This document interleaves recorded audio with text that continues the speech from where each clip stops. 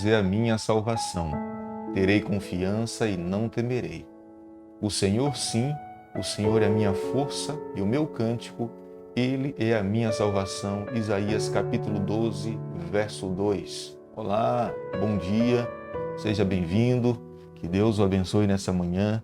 Estamos felizes porque mais uma manhã nós podemos ver o brilho do sol, o sol aquecer aqui a nossa pele, aquecendo o nosso planeta.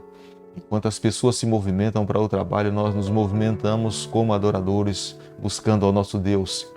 E quero pedir a Deus nessa manhã que Ele esteja ao teu lado, abençoando a tua vida, a tua família e as suas ações no decorrer do dia de hoje. A Bíblia, no livro de Isaías, capítulo 12, verso 2, fala: Deus é a minha salvação. Terei confiança e não temerei. É o que nós temos que fazer em todo momento.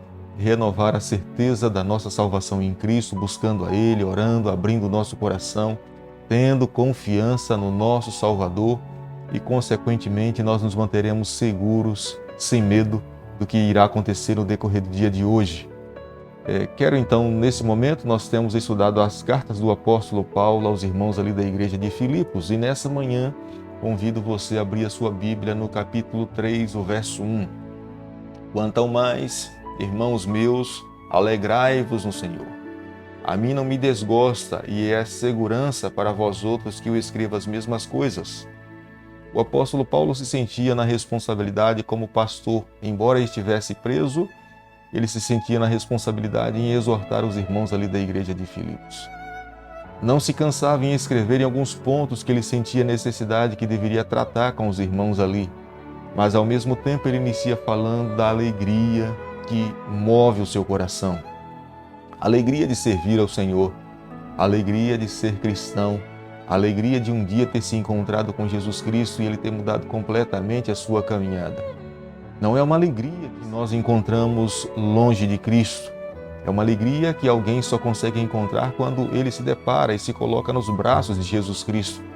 A alegria temporal, ela depende das circunstâncias, de um presente, de um recurso, de um abraço de alguém, de alguma coisa externa.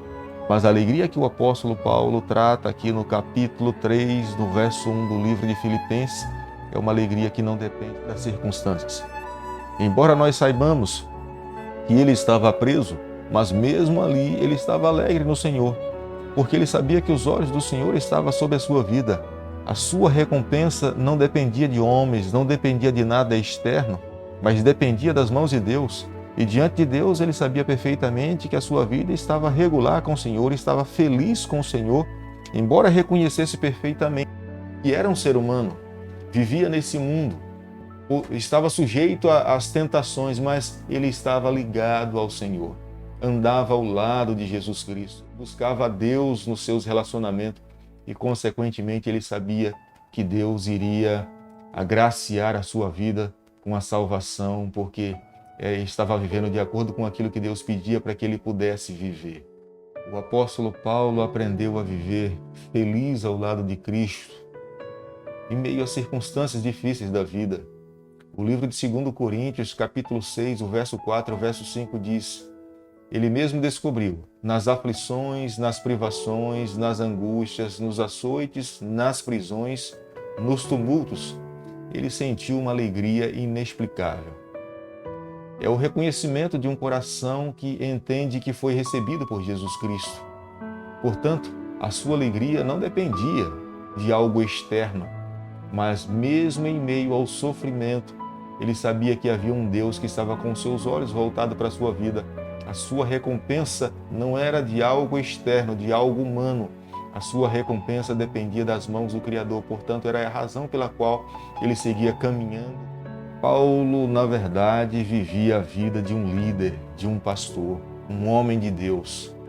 O seu encontro com Jesus Cristo no caminho de Damasco mudou a sua vida por completo. Veja que no capítulo 3, o verso 12, ele fala: não que eu tenha já recebido ou já tenha obtido a perfeição. O apóstolo Paulo está aqui demonstrando uma insatisfação. Ele a cada dia buscava algo que ele não tinha conseguido no dia anterior.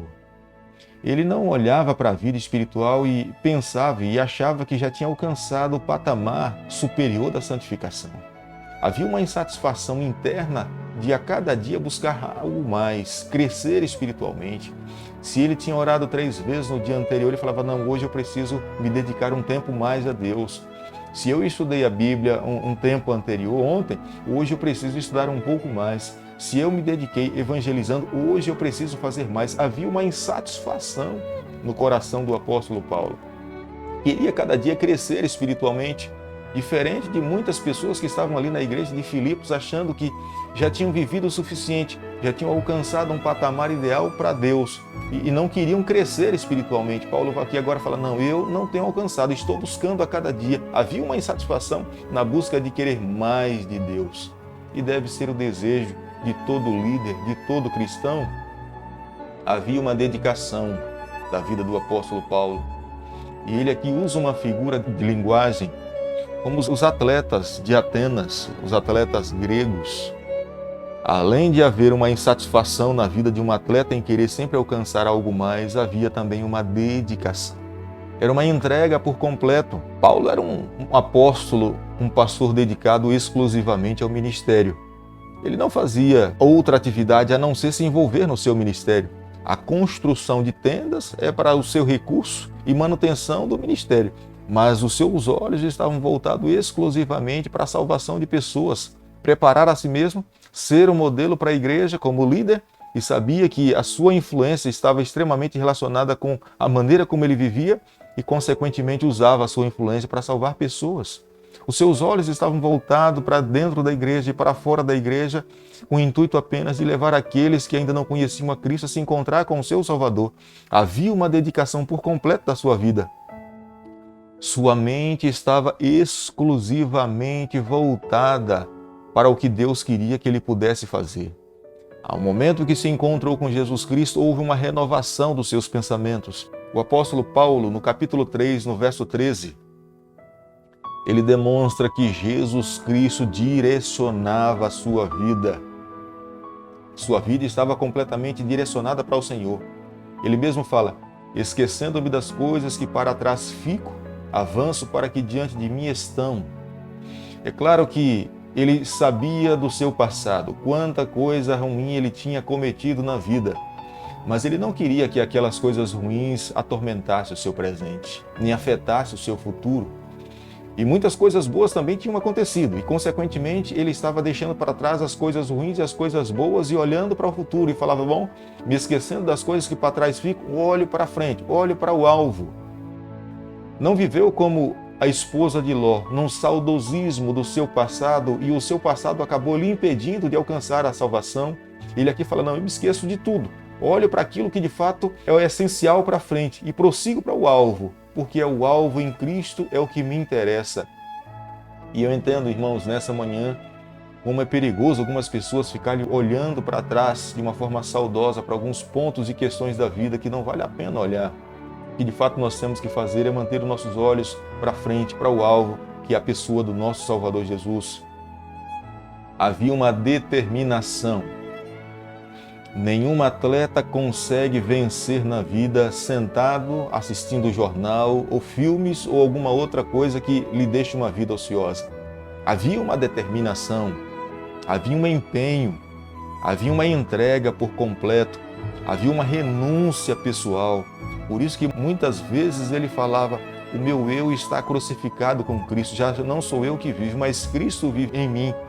Por mais que o seu coração não tivesse vontade de fazer algumas coisas que ele entendia que eram importantes fazer, como por exemplo orar, ele falava, não, eu estou determinado, tenho que orar. Por mais que ele não sentisse vontade de estudar a Bíblia ou de não estudar a lição, ele falava, não, eu estou determinado a ir para o céu, eu preciso estudar a lição, eu preciso ir à igreja. Isto é viver uma vida determinada para o Senhor. Ele não deixava que as circunstâncias moldassem ou conduzissem a sua vida. Por mais difícil que pudesse existir os momentos ao seu redor, ele estava determinado a alcançar um objetivo. Ele vivia também de uma forma disciplinar. Todo atleta em tudo se domina. É necessário, na verdade, viver em função do objetivo pelo qual nós propomos no nosso coração. Se nós entendemos que é em Jesus Cristo que nós alcançamos o nosso objetivo e a nossa esperança, nós não podemos tirar os nossos olhos da pessoa dele. Ele mesmo cita no capítulo 3, no verso 17, irmãos, sede meus imitadores.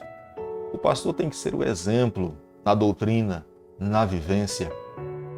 É na prática que nós demonstramos para aqueles que estão ao nosso redor como deve se viver. Não pode apenas ser no momento em que estamos assumindo o púlpito com o sermão, mas é no dia a dia. A nossa vida tem que ser um modelo, a nossa vida tem que ser um exemplo. E é através do exemplo que nós movemos as pessoas. Nossas palavras sim têm um impacto sobre a vida de muitas pessoas, mas é através da nossa vida que nós movemos o coração de outras pessoas. E o apóstolo Paulo fala isso perfeitamente, irmãos, sede meus imitadores. E observai os que andam segundo o modelo que tendes em nós. O apóstolo Paulo é aquele que protege o rebanho dos falsos mestres, como está lá no verso 18. E é por isso que no capítulo 3, o verso 2, ele fala 3 vezes: acautelai-vos dos cães, acautelai-vos dos maus obreiros, acautelai-vos das falsas circuncisão. Ali em Filipos haviam pessoas que estavam ensinando que a salvação era mediante a circuncisão. Eram judeus. E o apóstolo Paulo estava ali agora a corrigir aqueles irmãos que tinham vindo do judaísmo e estavam querendo pegar os gentios e levar os gentios a viver como judeus para receber a salvação. E é por isso que no capítulo 3, o verso 2, por 3 vezes ele fala cautelai-vos, cuidado, cuidado. E usa uma expressão dura falando, são cães, são seres humanos que estão com o intuito apenas de trazer mal para a comunidade de vocês, portanto, fiquem despertos, atentos, acautelai-vos. E é uma função do pastor. O pastor precisa ter uma visão mais ampla do que todos os seus liderados. O pastor precisa estar com seus olhos voltados para dentro do rebanho e para fora, preocupado, pensando em algum lobo que possa vir atacar as suas ovelhas. O pastor é aquele que exorta com firmeza e com lágrima nos olhos, mas com o intuito de salvar, como menciona o verso 18. E a atitude do apóstolo Paulo. O apóstolo Paulo é um pastor exemplar para a igreja de Filipos e para os nossos dias. Fala ao nosso coração como líderes dos dias em que nós estamos vivendo. Poderá em algum momento alguma ovelha não querer ouvir os conselhos do pastor, mas para salvar aquela ovelha, é necessário em algum momento agir com firmeza para que ela entenda o caminho que deva seguir. O pastor é aquele que não se engana acerca dos falsos mestres, como já mencionei para você no capítulo 3, no verso 2, o apóstolo Paulo por diversas vezes, aqui ele fala cautelai-vos, e ele sabia perfeitamente que ali em Filipos havia líderes, mestres que eram falsos, tinham apenas o intuito de tirar recursos daquela igreja. E Paulo tinha o objetivo de orientar aqueles irmãos no caminho que conduz à salvação. E ele conclui a sua carta no capítulo 3 falando, bom, a minha pátria não é dessa terra. Eu não sou um cidadão dessa terra. Eu sou um cidadão do céu. Capítulo 3, o verso 20, pois a nossa pátria está nos céus, de onde também aguardamos o Salvador, o Senhor Jesus Cristo. Ele tira os olhos das suas ovelhas dessa terra e coloca os olhos das suas ovelhas no céu e fala, olha, tira os olhos de vocês aqui desse mundo. Nós estamos vivendo aqui, mas nós não somos daqui. Nós viveremos um dia com o Senhor por toda a eternidade. Portanto, volte os seus olhos para a eternidade. A vinda de Jesus Cristo é a nossa maior esperança, irmão. Eu e você, nós não podemos nos esquecer. Nós vivemos nesse mundo e muitas vezes nos esquecemos de que a nossa pátria não é nessa terra. Às vezes estamos tão envolvidos nos afazeres desse mundo que nos esquecemos que, de fato, a nossa pátria é a Canaã celestial. Portanto, voltemos o nosso coração a Deus a cada manhã, abramos o nosso coração a Deus em oração, estudando a sua palavra, deixando que ela encha a nossa vida. A glorificação é a nossa maior certeza inequívoca. Ele termina capítulo 3, o verso 21. Nós, um dia, esse corpo será completamente transformado num corpo incorruptível e estaremos vivendo com o nosso Salvador para todo sempre. Nesse capítulo, ele trata da conversão, da santificação e da glorificação que irá acontecer com a vida de todos nós. E esse deve ser o nosso maior desejo. Embora ainda vivamos com os nossos pés nessa terra, o nosso coração precisa estar na eternidade. Eu peço a Deus nessa manhã que todas as nossas ações, as nossas atividades sejam regidas por esses conceitos, por essas verdades que estão aqui na Bíblia. Que Deus nos abençoe no decorrer desse dia. Bondoso Deus e Pai, nos colocamos em Tuas mãos nessa manhã. Fica conosco no decorrer desse dia. Nós oramos, nós pedimos e o fazemos em nome de Jesus. Que Deus te abençoe e te guarde. Que Ele faça resplandecer o seu rosto sobre você. Que Ele tenha misericórdia de todos nós, que sobre nós Ele levante a sua face. Nós oramos pedindo essas bênçãos em nome de Jesus.